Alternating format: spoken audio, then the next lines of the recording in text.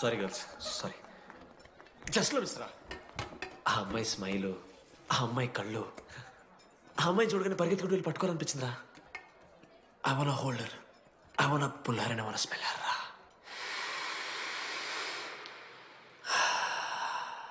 Smell చూస్తావా? కుక్కవారా నువ్వు? అది కాదురా డీడీ, ఒక్కొక్క అమ్మాయికి ఒక్కొక్క డిస్టెంట్ స్మెల్ ఉంటుంది.